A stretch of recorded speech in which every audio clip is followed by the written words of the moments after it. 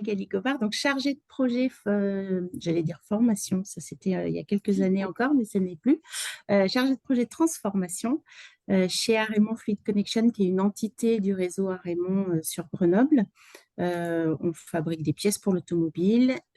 Et donc, je fais partie de ce réseau, de cette entreprise familiale à Raymond, qui est connue, je crois, pour être une entreprise qui a des valeurs humanistes et qui est donc une entreprise qui va avoir 165 ans bientôt. Ce que je fais chez Fluide, donc après un passage au RH autour de la formation, j'ai mis un premier pied dans les projets que je vais vous présenter à travers ma casquette compétences, mais j'ai évolué avec les projets vers ce poste de chargé de projet de transformation qui correspond un peu à de l'accompagnement du changement en interne. Je fais beaucoup de facilitation d'intelligence collective aussi. Voilà. Et donc, j'accompagne la réflexion aussi de la direction sur ces projets d'autonomie qui sont ceux qui nous guident depuis 2018 maintenant. Est-ce que du coup, je partage l'écran, Oui, Odile? vas-y. Donc, pendant que tu partages, l'idée c'était, il fallait pas oublier Cindy, j'ai failli l'oublier, que l'objectif, enfin, n'hésitez pas donc à noter les questions que vous allez poser. On aura donc une phase de questions-réponses tout à l'heure. Et s'il y a des éléments clés que vous retenez, enfin, qui sont marquants dans le témoignage de Magali sur notez-les parce qu'on fera un feedback à Magali à la fin de ce temps-là pour qu'elle nous a apporté des choses, mais qu'on puisse lui dire ce qu'elle nous a apporté. Donc, ça serait bien que vous notiez 2, 3 points à la fin de cette séance pour que vous puissiez faire ce retour à Magali. Voilà. Et ben, on y va, Magali. Ok. Alors, je vais essayer de tenir dans le temps imparti. Donc, pour commencer, finalement, peut-être redire un peu le terreau dans lequel ces projets ont pris naissance. Donc, une entreprise familiale, ça, je vous l'ai déjà dit.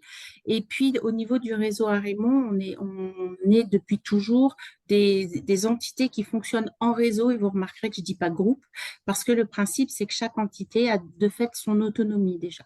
Donc, cette notion d'autonomie, elle existe depuis longtemps dans le réseau. Et nous, on a voulu aller plus loin en parlant d'autonomie dans nos lignes de production et dans nos équipes. Et vous verrez à la fin qu'aujourd'hui, on est en train de changer un peu de mots, mais je vous le dis, je vous le garde pour la fin, ça. Donc, avec des vraies valeurs de collaboration aussi, notamment depuis 2017, le nouveau plan stratégique qui nous incite à aller vraiment vers de la collaboration. Donc, c'est ce qui est un peu au cœur aussi de ces projets, c'est comment on fait collaborer nos équipes. Et aujourd'hui, on va au-delà en voulant collaborer entre entités. Un élément clé aussi, c'est toute cette philosophie de management qu'est le servant leadership. Ça, c'est vraiment, quand on parle d'énergie ta boîte et d'entreprise à énergie positive, je crois que c'est le cœur du réacteur chez nous avec le servant leadership, sur lequel je suis d'ailleurs actuellement en train d'essayer de créer un jeu, enfin, pour faire une formation en passant par le jeu, parce que vous verrez dans ce que je vous dirai que c'est pas toujours si facile à comprendre le servant leadership, en fait, et notamment pour les managers. Et donc, Araimon Fluide était une nouvelle entité en 2018 qui a été créée à l'issue d'une réorganisation. Donc, le changement, il a déjà commencé là, avec la création de la nouvelle entité. Et au moment de la création de cette entité, d'Araimon Fluide, qui était un peu la fusion de deux entités, enfin, d'une partie d'une et d'une autre entité, on a fait en même temps cette bascule vers ce qu'on a appelé nos lignes de produits autonomes, lignes de production au niveau donc du périmètre des opérations. Et ce changement vers des lignes de produits autonomes, ça a été motivé par un besoin de réorganisation pour réagir face à une crise. Et puis le deuxième projet qui est arrivé un peu plus tard en 2021, qui s'est situé sur le périmètre plutôt du développement produit, lui, c'était plutôt d'améliorer la satisfaction client. Donc, nos enjeux, c'était de gagner en agilité, le mot un peu à la mode, d'accélérer nos flux et de favoriser le développement des collaborateurs, puisque c'est toujours ce qui nous motive avec notre servant leadership et nos valeurs. Donc, les objectifs pour ça, quand on a commencé le premier projet qui s'est donc situé sur le périmètre des opérations, c'était vraiment de rapprocher les équipes du client, de rapprocher les personnes et les métiers au sein de l'entreprise et de rapprocher la décision, la résolution de problèmes au plus proche de ceux qui font. Et la phrase type du porteur de vision de l'époque, c'était « c'est ceux qui font qui savent ». Euh, et c'est de là qu'est partie donc cette idée de dire on doit se réorganiser pour être plus efficace pour nos clients et en même temps qu'on va se réorganiser, eh ben, on va essayer de donner plus de responsabilités, plus de prise de décision et d'initiative à nos équipes. Donc, le premier projet, c'est les lignes de produits autonomes. Pour vous présenter le contexte, on avait une équipe d'injection, une équipe d'assemblage, des ateliers qui étaient séparés et on a transformé ça en lignes où maintenant on a 4 lignes de production qui chacune sont dédiées à des produits, d'où cette notion de ligne de produits. Alors, l'autonomie, au début, elle était vue vraiment sur l'autonomie de compétences, c'est-à-dire au sein de la ligne, on a l'ensemble des compétences nécessaires au flux. Et on a ajouté cette notion de complémentaire d'équipe autonome. Donc, on était les lignes de produits autonomes avec des équipes autonomes. Aujourd'hui, donc depuis novembre, on va dire, on préfère dire des lignes de produits autonomes et des équipes responsables. Puisqu'un des travers qu'on a pu avoir dans le projet, c'est que on a eu un peu une tendance, enfin certains ont eu un peu une tendance à confondre autonomie et indépendance. Voilà. Donc ça, c'était pour le projet côté production où on a fait pour accompagner ce projet, moi je suis beaucoup intervenue auprès des équipes pour travailler avec eux de manière participative sur comment on va intégrer l'ensemble des produits dans la ligne, puisqu'on a des opérateurs, des régleurs.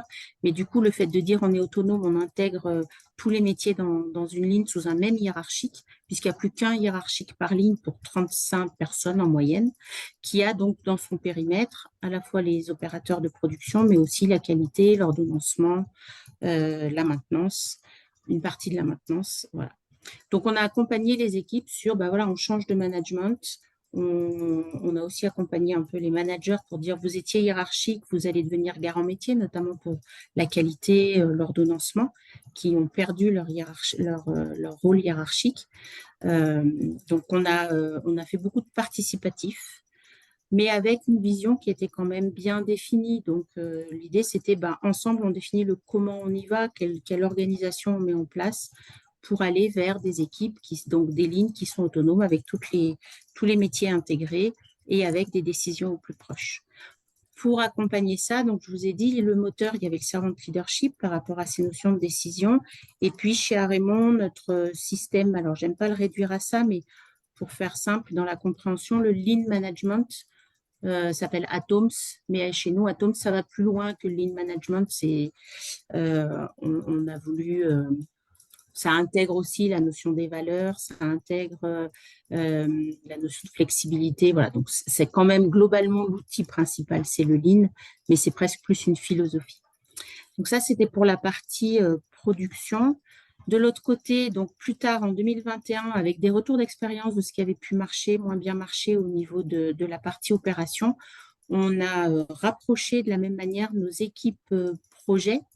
Donc là où avant, on avait déjà un binôme du bureau d'études et du commerce qui fonctionnaient ensemble, on a créé nos équipes projets autonomes pour avoir au sein d'une même équipe, de la même manière, l'ensemble des métiers et là encore rapprocher la décision sur la gestion des budgets, les entrées des nouveaux projets au plus près de l'équipe. Donc les acteurs, pour essayer de vous donner qui étaient les acteurs, on avait donc des porteurs de vision. À l'origine, côté opération, c'était le directeur des opérations qui portait vraiment cette vision des lignes de produits autonomes.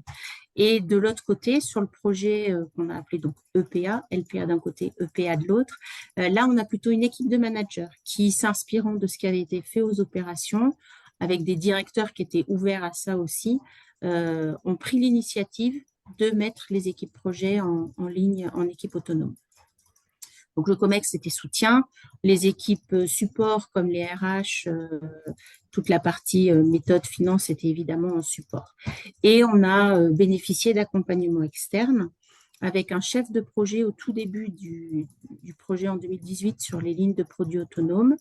Les managers des lignes de produits qui ont également été coachés au début pour essayer de vivre déjà entre eux les 4 pilotes de nos lignes, là, d'être eux-mêmes une équipe autonome pour pouvoir après porter ça auprès de leur équipe.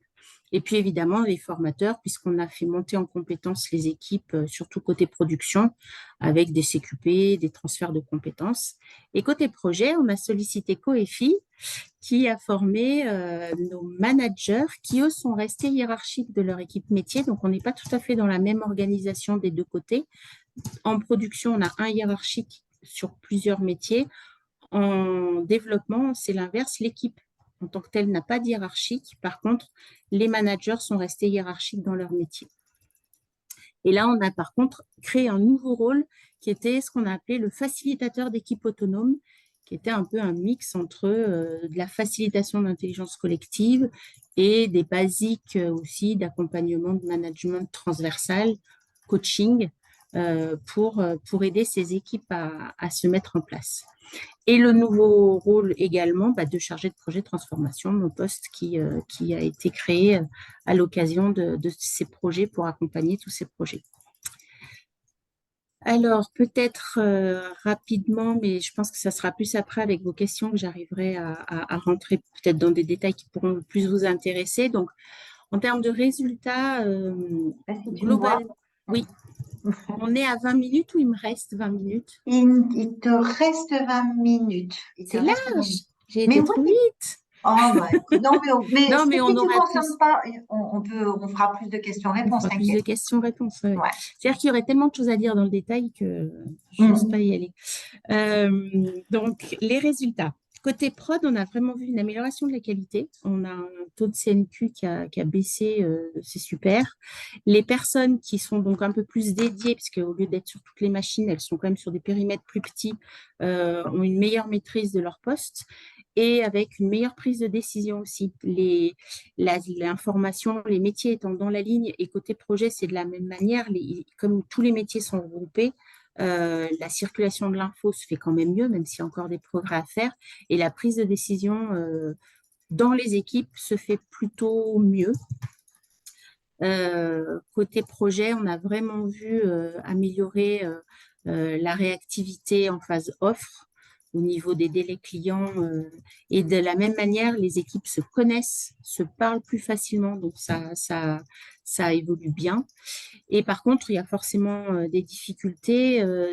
On a eu des départs de personnes qui ne se retrouvaient pas dans ces modèles, notamment côté production, où le fait de plus avoir forcément de perspective vers des postes de management, puisqu'il n'y a plus qu'un manager pour 35 personnes, les chefs d'équipe ont été enlevés, ce rôle-là n'existe plus.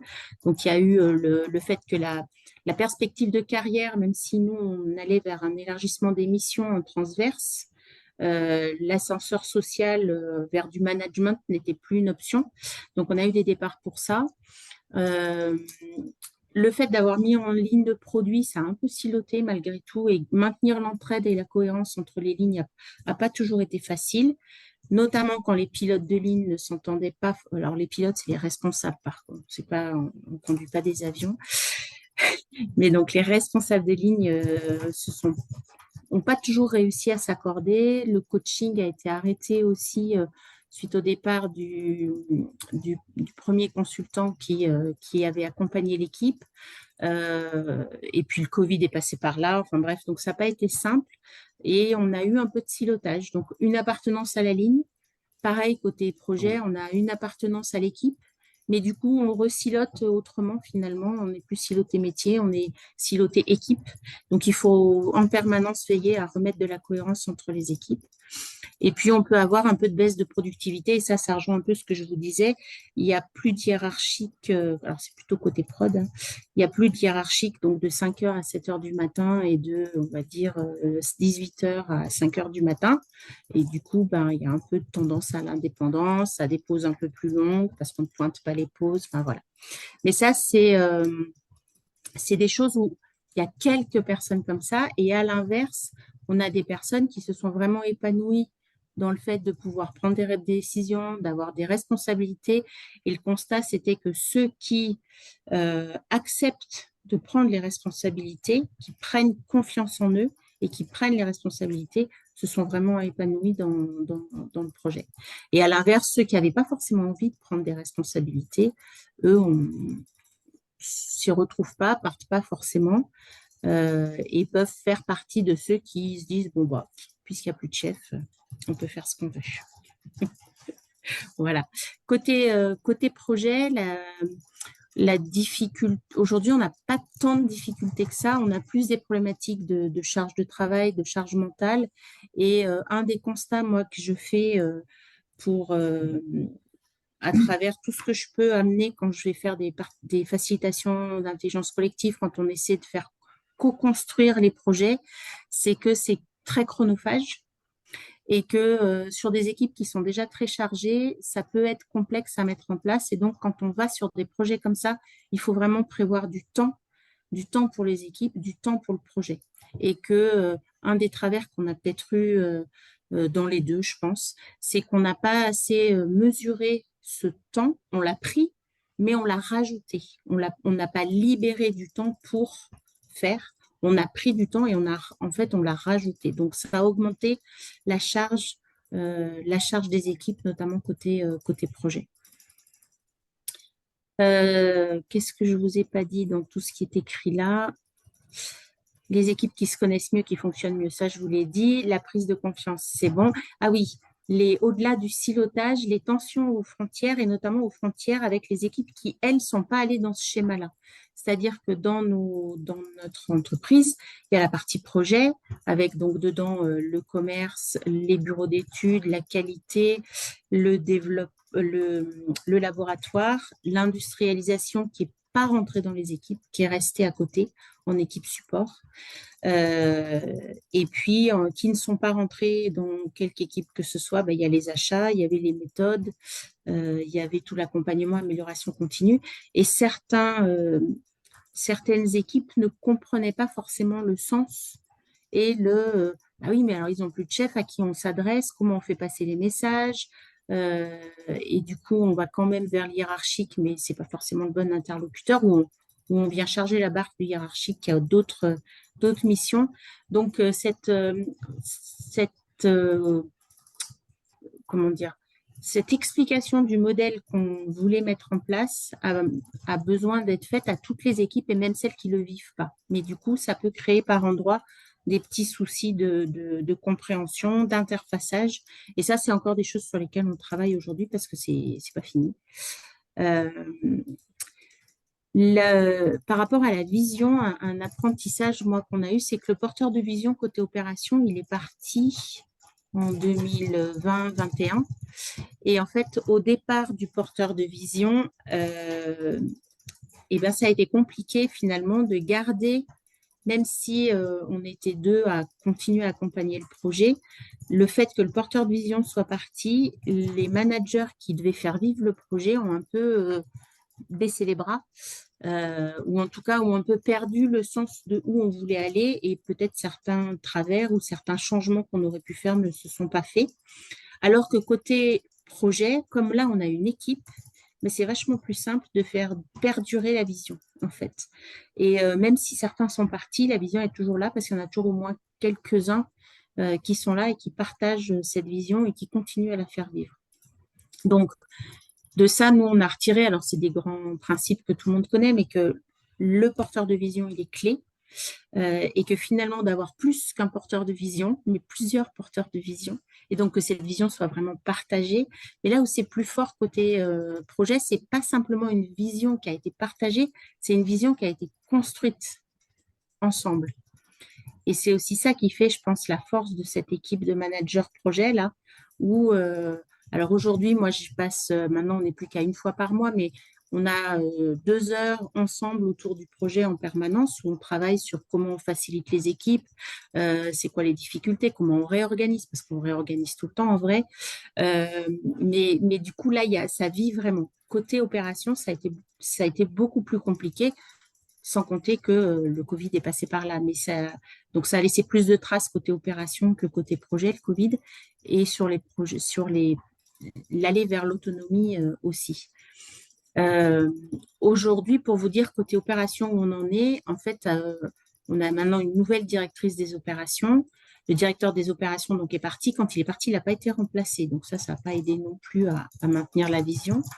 Il y avait une volonté de garder une gouvernance autonome et on n'a pas réussi à la faire vivre, ce qui fait qu'on a remis une directrice des opérations, mais qui était une des responsables de ligne à l'époque. Donc c'est la dernière survivante, je dirais même, parce que tous les pilotes quasiment ont changé, mais elle continue à porter quand même un peu la vision. Et donc j'ai retravaillé avec elle là depuis, ça va faire 6 mois qu'on retravaille sur comment on rebooste ce projet, parce que les constats aujourd'hui, on a eu donc des améliorations. Pour autant, le climat, il n'est pas super.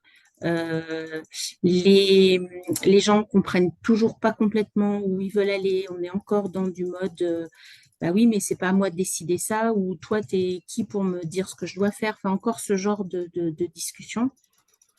Ce qui fait on a fait là récemment les managers qui en plus sont quasiment tous nouveaux, puisqu'on a eu pas mal de mouvements, on fait une masterclass autour de la notion d'équipe responsabilisée ou de responsabilisation des équipes, j'ai plus l'intitulé exactement, à l'ECAM, pour repartager un peu un modèle, pour voir comment ça peut se mettre en place. Et on a fait un benchmark chez Michelin qui parle d'équipe responsabilisante pour voir un peu, parce que moi, j'avais, en allant notamment dans la communauté énergiste à boîte, je voulais voir des endroits avec de la production, des ouvriers, des régleurs qui étaient allés vers l'autonomie des équipes ou vers des équipes responsables. Et finalement, il n'y en a pas tant que ça. En tout cas, j'en avais pas vu tant que ça. Et aller convaincre les nouveaux managers que c'était possible, même en prod, parce qu'à chaque fois, on nous dit, oui, mais avec les techniciens, les ingénieurs, c'est plus facile. Oui, c'est plus facile parce que de fait, dans leur mission, il y a déjà un degré d'autonomie et de responsabilité qui est forte. Pour autant, il n'y a pas de raison que ça ne marche pas en prod. Donc, on a fait ce benchmark chez Michelin et c'est pour ça qu'aujourd'hui, on est passé à ligne de produits autonome au sens on est autonome comme une mini-usine et équipe responsable parce qu'on ne lâche pas le morceau. On va y arriver à avoir des équipes où la décision, la résolution de ce problème, elle se fait au plus près de l'équipe, au plus près de là où est le problème, là où est à prendre la décision. Et avec l'idée aussi que comme nos responsables de ligne ont un périmètre assez large, vu tous les métiers qui sont dedans, et ben, qu'il puisse y avoir des relais sur certaines missions dans l'entreprise. Alors, les apprentissages clés un peu que j'ai fait au-delà de cette problématique de la responsabilisation des équipes et du sens, enfin de donner du sens toujours à travers la vision, c'est d'une part l'enjeu des compétences. Si on a eu pas mal de difficultés en prod, mais on en a aussi encore un peu côté projet, c'est que pour pouvoir aller vers toujours plus d'autonomie et confier plus de prise de décision, il faut que les personnes soient déjà avec des bases solides en termes de compétences, que les process soient solides pour qu'on puisse consacrer encore une fois du temps, de l'énergie sur cette partie prise de décision, résolution de problèmes en commun. La notion aussi, comme ces changements, ça crée du mouvement, ça crée des départs, et bien l'importance de capitaliser pour anticiper les départs, pour maintenir et animer le développement des compétences, y compris les compétences, les soft skills, les postures, le servant leadership, qui n'a pas toujours été compris, qui a été compris comme quelque chose où on est, alors je dis toujours un peu bisounours, on est tout le monde doit être gentil et on n'a pas à me dire ce que j'ai à faire, etc. Là, nous, aujourd'hui, on est en train de retravailler sur comment on va rester dans cette notion d'écoute, d'encouragement, du prendre soin, de la délégation, en étant exigeant, en posant un cadre qui doit être respecté.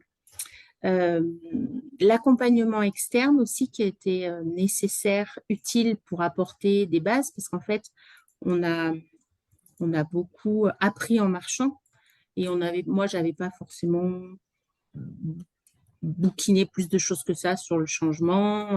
Donc, l'apport externe, il est important. Et je dirais qu'il est fondamental d'avoir en interne des relais de cet apport externe qui vont rester, qui vont durer et qui vont monter en compétences grâce aux relais externes pour accompagner tous ces changements et qui vont permettre en interne après de le maintenir et de continuer à disséminer les bonnes pratiques, les savoirs qui sont nécessaires pour aller comprendre comment on passe d'une collection d'individus à une équipe performante, enfin, toutes ces choses qu'on a pu avoir grâce aux apports externes. Et puis, l'apprentissage le plus fort, je crois, pour moi en tout cas, ça a été que qui dit autonomie dit structuration hyper forte. Je dois donner des outils, je dois poser des règles très claires, des standardisations, des capitalisations, et donc une structuration finalement qui est bien plus complexe et plus solide que quand on a une personne qui est là pour décider, arbitrer, euh, résoudre tous les problèmes et charger sa mule à lui, mais tout, après il fait ça tout seul. Voilà. La suite aujourd'hui, 2 minutes. Parfait. La suite. La suite, la suite. Alors, on pousse le bouchon un peu plus loin avec notre équipe INO, où on expérimente l'organisation cellulaire, avec du coup une distribution de rôles, avec une personne qui a pris le rôle facilitation de l'équipe, le rôle pilotage qu'on a un peu splitté en mettant un rôle indicateur, un rôle, je ne sais plus, budget, enfin bref. Donc, on expérimente ça avec des hauts et des bas aussi.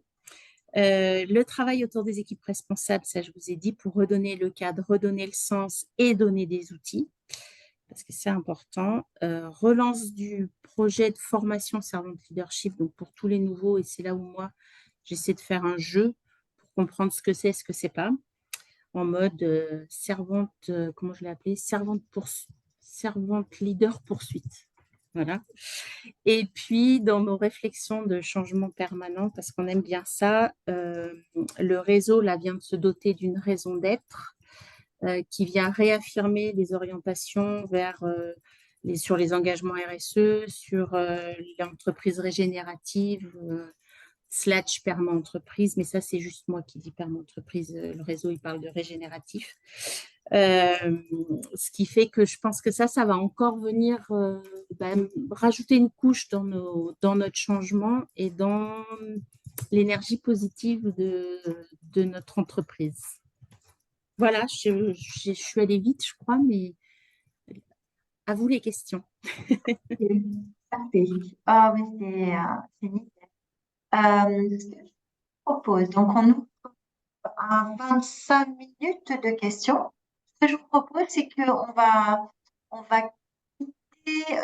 va arrêter le partage parce que c'est quand même plus sympa si effectivement on se voit. Et puis, pour les questions, pour qu'on puisse gérer les questions des uns et des autres, ce que je vous propose, c'est d'utiliser un bouton qui s'appelle réaction, donc que vous allez trouver en bas.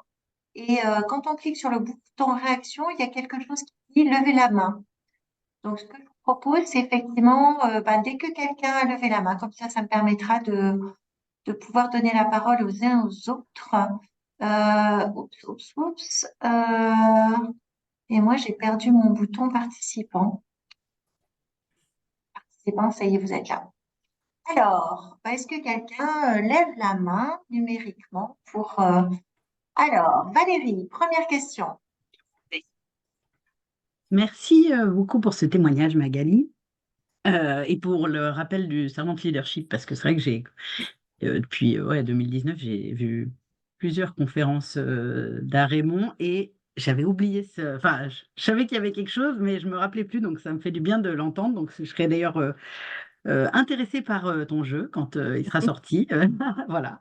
Tu nous feras signe, Magali? Ouais, Carrément. j'allais le proposer déjà à Regroup pour voir s'il me donnait des royalties, mais Voilà. il faut encore que j'expérimente un peu. Mais Bon, si tu veux le tester avec des gens, Voilà. on est des testeurs, donc il n'y a pas de souci. Exactement. ça marche. Vas-y, Valérie, pour ta question. Ma question, c'est vrai que nous, il y a une mise en place effectivement de projets aussi transverses au niveau des équipes chez Grenoble INP, et enfin qui a été faite depuis 2 ans, donc bien avant mon arrivée. Et effectivement, cette notion les nouveaux projets prennent beaucoup de temps par rapport à la charge opérationnelle Enfin voilà, on sent que voilà, il y a deux, trois personnes qui se disent, bah, du coup, j'ai l'impression de perdre le temps de faire mon quotidien, de mes missions. Et du coup, comment tu ferais ou comment vous avez adapté maintenant pour quand on lance justement des équipes projets, et ben, réussir à, mine de rien, enlever du temps sur les autres missions, mais en même temps, si on recrute pas des nouvelles personnes, enfin, voilà, voilà, comment as des Gérer la conseils solution. ou des adaptations? Je pense que une des premières pistes à creuser, mais on ne l'a pas fait, hein, ce serait d'arriver à Le temps. évaluer Mm. un peu le temps nécessaire. Je sais que là, j'ai facilité récemment un COMEX d'une autre entité chez nous où ils sont, pareil, dans un projet de déménagement, etc. Pas moyen de recruter des personnes en plus. Bah, la solution à laquelle on est arrivé, c'est il va falloir arbitrer, en fait.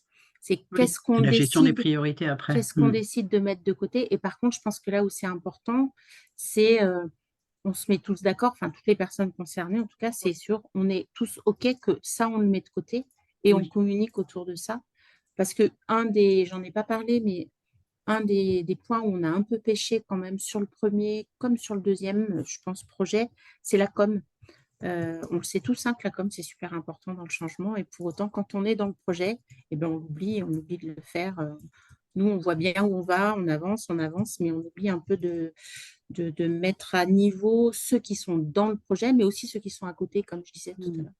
Donc, j'aurais tendance à dire ça, c'est évaluer le temps et surtout se mettre d'accord sur ce qu'on arrête. c'est vrai. Super. Merci Top, Magali. merci. Anso, tu as levé la main. Anne-Sophie, pardon. Ah, Il on n'y a pas le t'entend pas. micro. Voilà. Avec le micro, c'est mieux. Ma question porte sur les managers qui sont pas partis et qui sont plus managers. Que sont-ils devenus? Que Est-ce sont-ils qu'ils ont... devenus? Ouais, c'est ça. Est-ce sont devenus experts? Est-ce qu'ils ont réinventé un métier? Est-ce qu'ils étaient anciennement dans un métier? Enfin, voilà. Alors, le seul qui a vraiment perdu toute son équipe de hiérarchique, c'était le responsable qualité opérationnel, qui avait donc endossé la casquette de ce qu'on a appelé les garants métiers, c'est-à-dire qu'il restait garant de la méthodo dans son métier. Il gardait une animation fonctionnelle de cette équipe, mais il gardait aussi une frustration de ne plus avoir de management hiérarchique. Et aujourd'hui, alors c'est récent, hein, je pense que ça doit faire 3-4 mois maintenant, il a récupéré une équipe en hiérarchique côté développement. Donc, il est maintenant responsable qualité, donc sans hiérarchie, que du fonctionnel sur ceux qui sont en production et avec un management hiérarchique sur la partie développement. Au niveau de la logistique, l'ordonnancement était parti en production, mais il restait un cœur de métier avec l'ADV, les gestionnaires de flux. Donc, lui, il n'avait pas perdu toute son équipe de hiérarchique, mais ils endossaient quand même cette casquette de garant métier. Et aujourd'hui, ça fait partie des points sur lesquels on travaille encore un peu. C'est comment entre le responsable de ligne et le garant métier, qui a donc une animation fonctionnelle des métiers dans la ligne, ça se marche pas trop sur les pieds, ça trouve comment ça fonctionne parce que, à un moment donné, chacun a un peu l'impression, alors, les responsables de ligne ne sont pas des experts du métier, donc pour accompagner individuellement les personnes, c'est compliqué, d'où l'intérêt que le garant métier soit encore là. Et en même temps, des fois, le garant métier, il ne sait pas trop comment il peut y aller pour imposer, entre guillemets, des choses est-ce que je dois passer par le responsable? Est-ce que je peux le faire en direct? Donc, on a toute cette interface entre le garant métier et le manager qui reste à faire. Mais du coup, oui, il n'y a pas plus vraiment de personnes qui n'ont plus du tout, dans ceux qui étaient hiérarchiques, qui n'en ont plus du tout. Il n'y avait qu'une personne. Et la question, du coup, merci beaucoup. Ma question corollaire, c'est, donc tu parles des biais quand il n'y a plus de manager pour arriver à savoir qui donne l'information à qui, etc. Mais par contre, les personnes qui étaient managées, qui ont moins de... Alors, j'entends ceux qui sont un peu tir au flanc et Non, ceux mais qui sont responsables. Mais comment ils se sentent? Est-ce que globalement, tu penses que ils se sentent du coup plus responsabilisés, donc mieux dans leurs bottes et voilà, et donc ils ont plus envie d'aller, voilà. Est-ce que globalement on va vers du mieux? Ouais. Globalement, alors vraiment sur les métiers transverses, on va dire, les supports, on a vraiment vu des changements de posture, plus d'engagement, plus de sentiment d'être en maîtrise, puisque finalement, ils sont dans la ligne. Leur hiérarchique n'est pas un expert de leur métier.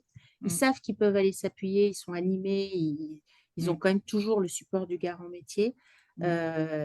Et eux, moi, quand je vous disais, on a vraiment vu les résultats sur la qualité notamment. L'ordonnancement, ça se passe bien aussi. La planif, ça s'est amélioré. Enfin, il y a vraiment une amélioration de ce point de vue-là. Et les personnes, encore une fois, ceux qui s'y retrouvaient pas sont partis et ceux qui restent, voilà. Là où on a un peu plus de problématiques, c'est vraiment sur la population opérateur-régleur, où il n'y a pas de garant métier pour le coup. Et ça, c'est un truc qu'on va remettre, qu'on va rajouter, parce qu'il n'y a plus d'animation de ces équipes-là, où, pour le coup, le fait qu'il n'y ait pas de présence managériale terrain, ça nous pose question. Et finalement, la présence managériale, c'est vraiment besoin d'une présence. Là, moi, je me bats un peu.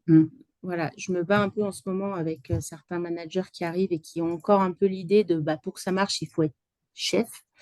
Je dis non, il faut un accompagnement, il faut une animation, il faut être là pour entendre et effectivement avoir une présence managériale, mais elle peut être transverse, elle n'est pas forcément hiérarchique. Et on va remettre à l'échelle de l'atelier en équipe, donc sur les horaires 5, 13, 13, 21, mais une seule personne qui aura le doux intitulé de coordinateur des opérations, qui ne sera pas hiérarchique, mais qui sera là pour faire cette présence relais managériale terrain. Et merci. C'est bon? Je vais prendre la suite. Donc, toi, hier, il y avait un témoignage de la compagnie des lavanders. Effectivement, ils proposent des services de ménage à domicile. On t'entend pas très bien. Ouais. Comment Là, Ton son est très mauvais, Odile. Ouais. Merde. Là, vous m'entendez mieux? Non? Ah oui. Pas mieux. Oui. Pas mieux. Donc, hier, il y avait la compagnie des lavandières donc, qui propose des services de ménage à domicile. Et en fait, avec cette notion de on est en mode opale et donc de développer l'autonomie des personnes et de dire, voilà, on sait pas trop, ça a été compliqué, c'est compliqué. Quel conseil tu lui donnerais pour aider en fait les salariés, les collaborateurs à vivre cette autonomie en fait? Si tu avais 3 conseils à lui donner, 3 de choses conseils. à faire, de mettre en place.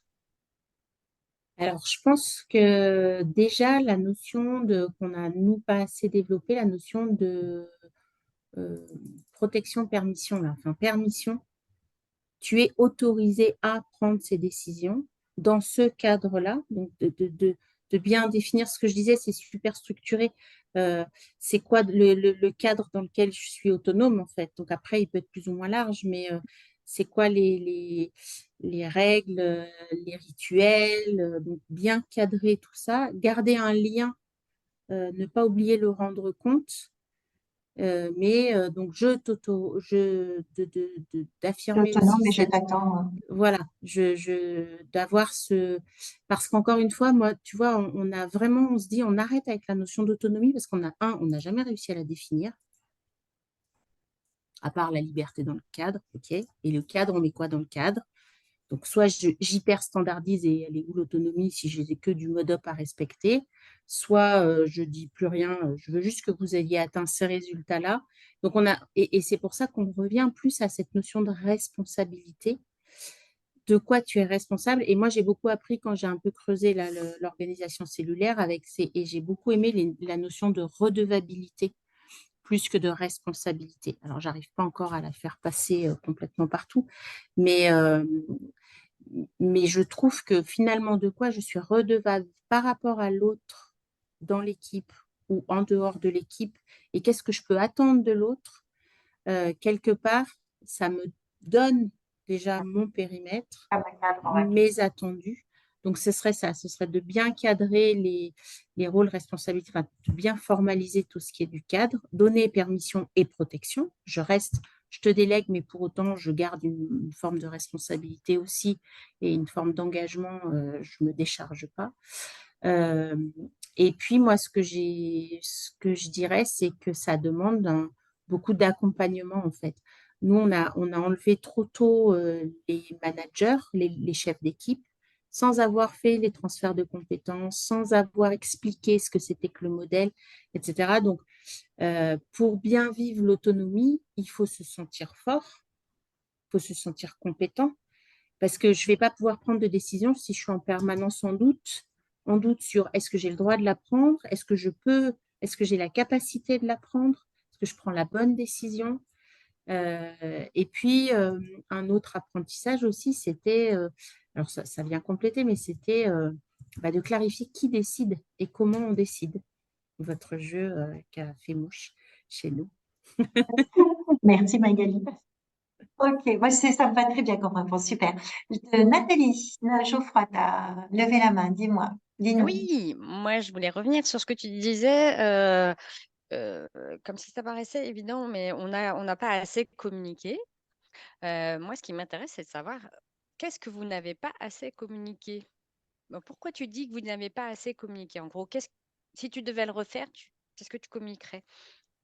Et à qui, comment? Je pense que,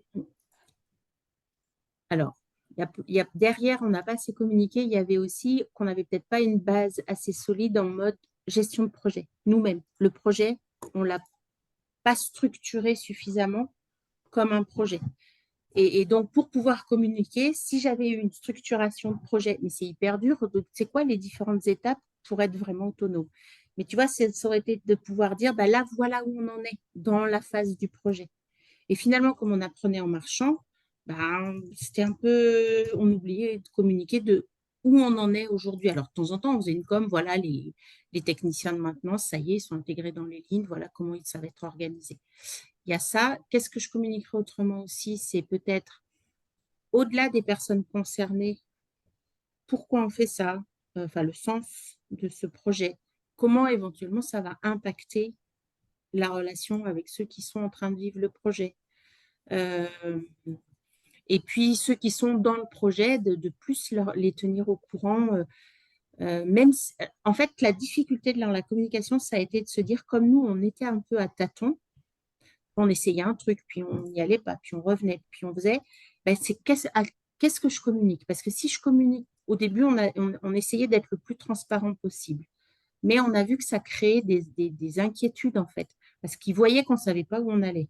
Donc, panique à bord, on ne sait pas où on va, etc. Donc, on a dit, bon, alors on va communiquer quand on est, nous, OK sur ce qu'on veut faire. Puis après, tu avances et tu oublies un peu de communiquer, en fait. Voilà. Donc, c'est de trouver le juste niveau de communication. Et finalement, on n'a jamais réfléchi à un plan de com. Super. Merci Magali. Donc, Caroline, tu es la suivante pour la question. On t'entend pas? Caroline, voilà, Oui, c'est bon. Ma question, c'était qu'est-ce que vous allez faire différemment si tu recommences le projet maintenant? Mais en fait, les réponses des autres questions, ça répond un peu de cette question. Mais si vous avez d'autres choses à ajouter, j'aimerais bien entendre. Et le sujet qui m'a posé cette question, c'est dans une organisation, il y a clairement des managers qui sont plus proches, plus capables de prendre ces transformations en charge, et les autres qui veulent rien avoir, qui veulent rester dans la hiérarchie parce que c'est là qu'ils sont en confiance et ils connaissent très bien et ils font leur boulot et ils n'ont pas besoin de changer. Et donc, comment on gère ces différences? Est-ce qu'on établit des managers qui sont pour, qui ont pas travaillé avec plus facilement? Comment on gère ça? Comment on fait ça? Bonne question. C'est une bonne question. Je pense que finalement, ce qui me permet le plus de répondre, c'est le fait que les managers du départ sur la partie production de 2018, eux, ils ont tout de suite été intégrés dans la réflexion. Certains n'étaient pas managers et le sont devenus dans de responsables de ligne. Donc là, on avait au départ des gens qui étaient embarqués finalement. Et de l'autre côté, on avait des personnes qui étaient aussi, comme je vous l'ai dit, c'est eux qui y sont allés. Donc, même si aujourd'hui, maintenant que leurs équipes sont autonomes, ils commencent à se dire, mais alors nous, on sert à quoi? Donc, on est un peu en train de leur rappeler qu'ils restent garants de la méthodo, ils restent responsables d'un certain nombre de choses, d'autant qu'ils restent responsables d'équipe métier. Mais il y a des questions qui commencent à se poser et à faire sentir. Mais pour répondre plus à ta question, c'est côté opération, comme on a beaucoup de managers, même si quand on les a recrutés, on leur a présenté le modèle, on leur a expliqué le servant leadership, etc., à l'expérience, on a vu qu'ils avaient du mal à comprendre le modèle et c'est pour ça qu'on a fait cette masterclass, c'est pour ça qu'on a fait ce benchmark. C'était sur comment je les embarque, comment je leur fais comprendre vers où on veut aller. Après, nous, on a cet avantage qu'on était déjà sur une organisation un peu aplatie, donc on n'avait pas tant de managers que ça. Donc, répondre à ta question il y en a certains qui vont suivre, d'autres qui ne vont pas suivre. Chez nous, ce n'est pas possible. C'est tu suis ou tu suis. Parce que finalement, tout le modèle est comme ça et il n'y a pas le choix. Donc, soit on arrive à te convaincre, à te donner du sens dans ce qu'on veut faire, soit, encore une fois, on voit, alors on n'en a pas tant que ça non plus, on n'a pas une fuite de personnes, mais les quelques-uns qui ne se retrouvent pas dans le modèle ne restent pas. Donc, c'est une évolution naturelle dans le personnel, en fait. Oui, change et puis leur quand on poste, leur recrute, positionnement. voilà. Alors, par contre, moi, là, c'est un des travaux que je veux faire aussi, c'est de vraiment, mon truc en ce moment, c'est de dire comment je fais une acculturation à notre modèle. Et encore, le modèle, on est encore un peu en train de le définir, mais finalement, quand on a un nouveau qui arrive, comment on lui fait comprendre d'abord notre organisation un peu compliquée, mais en plus où on veut aller et qu'est-ce qu'on attend de lui en tant que manager ou en tant juste de collaborateur, qu'est-ce que ça veut dire que de venir chez nous. Et au-delà de rencontrer les différents services, d'avoir la formation servante leadership, etc., je pense qu'on a encore à travailler cette partie d'intégration pour vraiment comprendre dans quoi je mets les pieds en fait et comment je dois éventuellement changer certaines de mes croyances, certaines de mes postures. Merci Magali. Je donne la parole à Cindy qui était la suivante. Alors il reste 6 minutes. Donc question. Oui. Il y avait une question dans le chat aussi, je crois. Non, c'était plus un commentaire. Non, c'est un commentaire. D'accord. Donc Cindy, question concise et réponse concise, on essaye. Ok, j'essaie de faire rapide. Je m'excuse d'abord si tu as déjà donné la réponse, Magali. C'est vrai qu'il y avait beaucoup d'infos, du coup, j'ai pas pu tout noter. Tu disais du coup que la motivation de monter cette double équipe autonome, c'était parce que vous vouliez réorganiser les équipes suite à la crise pour être plus efficace, notamment pour les équipes et les clients. Du coup, moi, je me suis posé la question, tu as un peu répondu en disant que vous ne saviez pas définir l'autonomisation, mais quelle est la finalité au final de ce projet? Est-ce que vous voulez rester seulement sur ces deux entités ou est-ce que vous voulez transposer ça sur plus d'équipes? Enfin, au final, c'est quoi la finalité de ce projet? En fait, la finalité, c'est le projet en tant que tel. À un moment donné, on s'est dit l'autonomie, ce n'est pas une finalité en soi, c'est un moyen. Et l'objectif, c'est une meilleure performance et donc mieux satisfaire le client, accélérer les flux. C'était vraiment ça la finalité.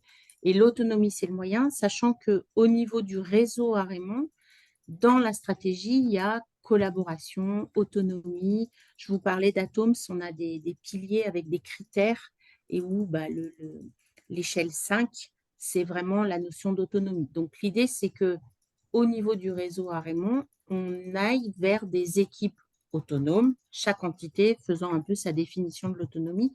Et dans notre site, la partie opération, elle est vers l'autonomie, la partie développement, elle est vers l'autonomie. Moi, la direction dans laquelle je suis, on a un manager qui est en servant leadership vraiment, et on est des petites entités. Moi, je suis dans le pôle Atoms, on a le pôle HSE. On fonctionne en autonomie avec une prise de décision plus proche aussi. Là où on pourrait pousser le bouchon un peu plus loin, c'est sur la gestion des congés, sur l'attribution des AI. Et c'est là où je dis, avec l'INO, on expérimente le cran d'après, qui est l'organisation cellulaire. Très honnêtement, je ne pense pas qu'on aille vers ça. On est 360 bientôt. Je ne pense pas qu'on aille vers ça demain pour toute l'entreprise. En revanche, au niveau de l'innovation, ça pourrait marcher. Et peut-être que sur les services support, justement, on pourrait avoir un peu cette organisation qui va un peu plus loin. Donc, la finalité, c'est vraiment d'accélérer les flux, c'est vraiment que les gens se sentent bien et qui trouvent du plaisir au travail parce qu'ils sont maîtres de la situation et qui ne dépendent pas de quelqu'un qui leur dit ce qu'ils doivent faire. Et c'est d'aller vers la performance. Et en plus, là, on est en pleine transformation parce que je vous ai dit, on produit des pièces pour l'automobile. Notre produit phare, c'est sur du carburant. Demain, 2035, il n'y a plus de carburant. Donc, on vit aussi une transformation en termes de produits, nouvelle production, ce qui fait que c'est aussi nous donner cette souplesse pour nous adapter, en fait. La finalité, c'était aussi ça, c'était cette notion d'agilité. Et si les équipes ont monté en compétences, si elles sont capables de prendre des décisions, de se dire les choses, et c'est là qu'on travaille beaucoup. Moi, je pense qu'on a encore beaucoup de travail. Comment on se pose des demandes, comment on se dit les choses, pour être encore plus souple, flexible, agile, travailler ensemble. C'est ça, hein. Finalité, c'est travailler ensemble. Oui, très bien. Très bien, merci. Merci, Magali. Lucie, il nous reste 2 minutes. J'avais plusieurs, mais du coup, j'en choisir une. Alors, Cindy était sur la finalité, moi j'étais sur le déclencheur, parce que du coup, tu nous as parlé rapidement, donc porteur de projet, départ de porteur de projet, et j'ai eu un peu du mal à comprendre justement le déclencheur de tout ça. Donc, j'ai l'impression que c'était plutôt le haut, mais est-ce qu'au niveau du bas et au niveau des salariés, vous avez observé qu'il y avait des risques, des facteurs de risque qui vous ont amené vers cette idée d'autonomisation pour gagner en facteur de protection? Voilà. Le déclencheur côté production, ça a vraiment été une crise capacitaire. On n'a pas réussi à livrer des clients. Ils ont dit qu'il faut qu'on change l'organisation. Et là, c'est le porteur de vision qui est tant qu'à changer l'organisation, à passer en ligne de produit, on rajoute une petite couche d'autonomie parce que c'est dans la stratégie à Raymond. Et derrière autonomie, on ne savait pas trop ce qu'il y avait. Et nous, on a interprété ça sur équipe autonome, responsabilisation, D'accord, etc. ouais. Côté La projet, convergence de deux choses, ouais, quoi. c'est ça. Et côté projet, je pense que c'était l'envie aussi de mettre. On avait déjà des équipes projets, donc c'est de toute façon transverse, mais d'aller vers une gestion de portefeuille et donner la main aux équipes plus pour que ça soit plus efficace, pour réduire les délais. Donc il y avait vraiment à chaque fois le déclencheur, c'était rechercher l'efficacité, améliorer les flux. Et derrière, on rajoutait notre petite couche équipe performante. Moi, j'aime bien aussi parler plus d'équipe performante selon le modèle de Lénart. C'est ça qu'on allait chercher, mais voilà. Ok. Merci. Merci. Bah, écoutez, on a fait le tour. Ce que je vous propose, donc je pense que je dois frustrer pas mal de... Mais bon, c'est la règle du jeu. Ce que je vous propose, c'est qu'on arrive les 10 dernières minutes. Ce qui serait important, c'est que chacune d'entre nous identifie les 2, 3 points clés que vous retenez en fait, qui ont fait tilt pour vous dans cette intervention. Ça permettra de voir un peu, en rassemblant tout ça, ben, on verra Donc, si vous pouvez prendre 30 secondes, vous notez les points clés que vous retenez et ce que vous avez envie de dire à Magali avant de partir. Et vous aurez 1 minute, on aura 1 minute chacun pour s'exprimer avant la fin.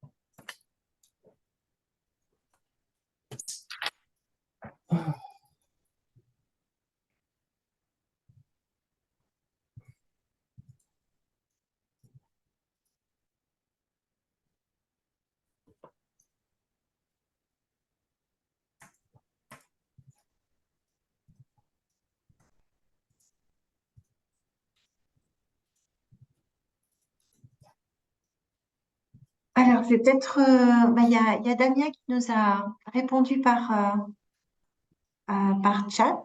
Donc, je ne sais pas si vous l'avez lu. Donc, Magali, merci pour ce partage. Je retiens le jeu Serpent Leader Poursuite. Je crois que tu nous intéresses. T'as fait un bon teaser. J'aurais pas dû en parler. Voilà, ça, on va venir te chercher. Et le chemin de liberté vers la responsabilité. Voilà, c'est ce que retient Damien. Et Damien donne la parole à Nathalie Geoffroy. Merci beaucoup Magali. Moi, je suis épatée par ta prise de recul et toute l'analyse que tu as faite du chemin que vous avez parcouru. C'est hyper riche. Et ce que ça m'inspire, en tout cas, ce que je retiens, c'est ce que tu as dit. On a besoin de structurer. Euh, on a besoin aussi de se dire ce qu'on attend. J'entends qu'il y avait un bel élan au démarrage et finalement peut-être un manque de vision un peu pratico-pratique de qu'est-ce que ça voulait dire que ces beaux mots. Est-ce qu'on partageait bien les bonnes représentations? Est-ce que ça impliquait concrètement comme changement de posture et notamment de quoi ont besoin les équipes pour prendre ces nouvelles responsabilités qu'on leur demande au-delà de l'élan. Tu as bien partagé le fait qu'il faut aussi que les compétences métiers soient solides et que les personnes et rien à quelque part, soient assez à l'aise là-dessus pour sentir en maîtrise du sujet. Voilà, j'ai entouré plein de choses, mais je vais laisser les autres te partager ce qu'ils ont retenu. Je vais passer la main à Valérie. Oui. Enfin, merci déjà pour le témoignage et voilà, la prise de recul et puis les outils, voilà, sur des choses qui peuvent être mises en place. Donc, c'est top.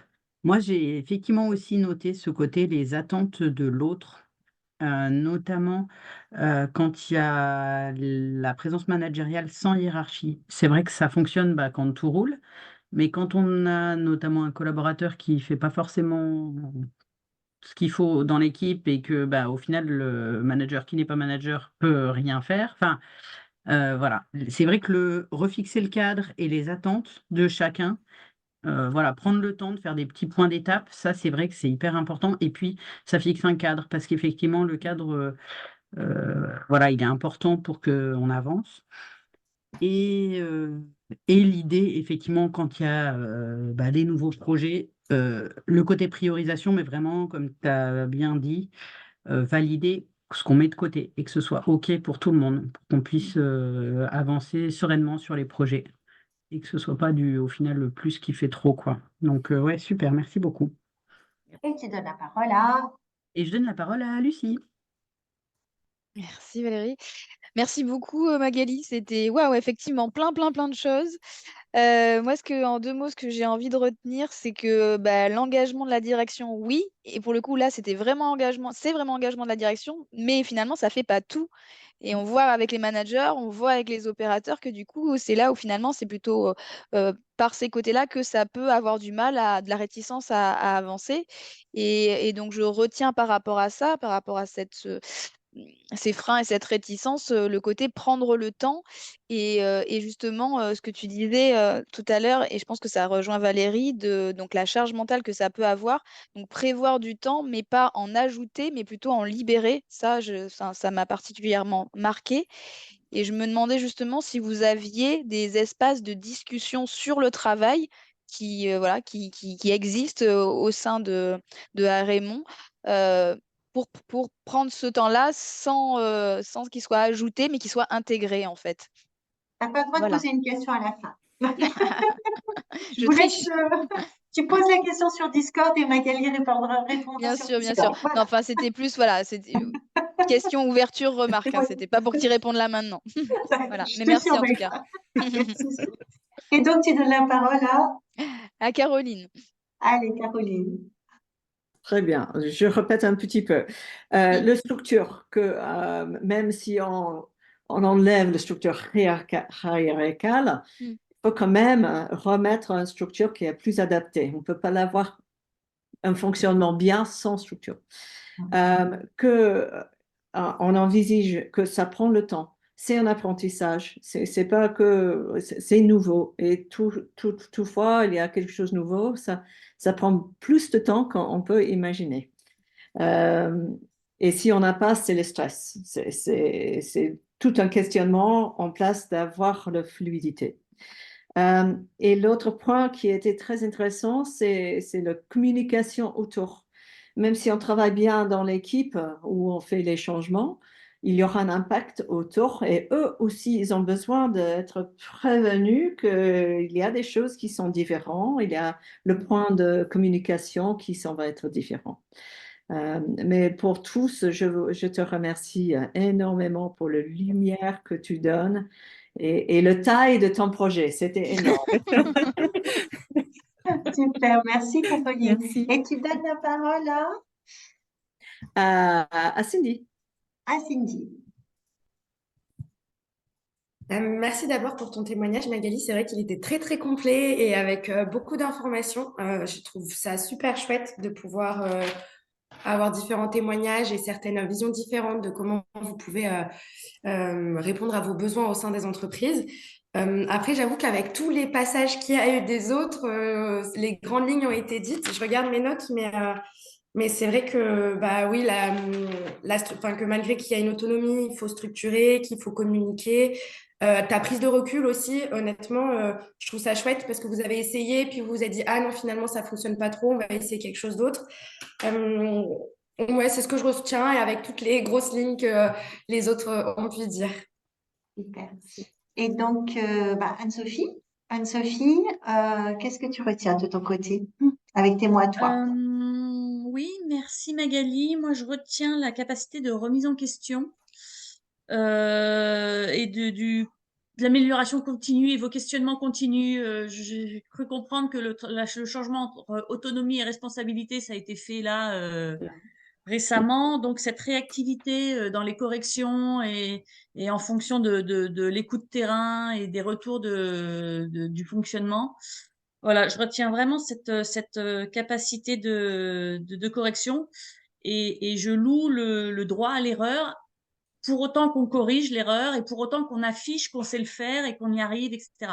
Alors bon, ça, j'espère que c'est visible parce que du coup, vous corrigez bien les choses et donc normalement, ça devrait être validé et valorisé, quoi. Donc voilà ce que je retiens, cette capacité-là. Ok, super. Merci Anne-Sophie. Je vais terminer. Je pense que tout le monde s'est exprimé. Moi, je retiens trois choses. Le premier, c'est le triptyque que j'ai adoré, c'est cette notion de autonomie, responsabilité, compétence. En fait, tu me connais, moi, je suis une fan de la compétence, du développement et de remettre effectivement la compétence à cet endroit-là. Je trouve ça super important, super intéressant. Le deuxième élément, c'est tu me connais, on est des fans de l'agilité, c'est super d'être agile, mais en fait, ouais, comme c'est compliqué de communiquer quand on est agile. En fait, c'est cette espèce d'équilibre entre la communication et l'agilité, parce que c'est bien beau de s'autoriser à être agile, mais ça veut dire aussi qu'on peut pas grandir, pas dire grand-chose pour la suite. Et puis le dernier, c'est l'accueil des nouveaux, l'intégration. C'est bien beau d'être une entreprise à énergie positive, etc. C'est super, mais ça complexifie l'intégration parce que faut expliquer plus que du process, de la compétence, enfin, machin. Il faut expliquer la culture et ce qui fait âme, en fait, et ce qui devient ADN et ce qu'on veut mettre dans l'ADN. Et c'est vrai que c'est plus compliqué. J'avais pas forcément pris conscience de ça. Donc voilà, un grand merci. Je vais parler au nom de tout le monde. Il est 16. Je vous ai pris une minute de plus. Je suis désolée. Mais donc, un grand merci à tous. Enfin, moi, j'ai vraiment envie de te dire merci à Magali pour tout ça. Mais aussi, merci à Merci à vous. toutes et à tous. Ça a bien parti, mais je trouve que ça enrichit et ça apporte plein de choses.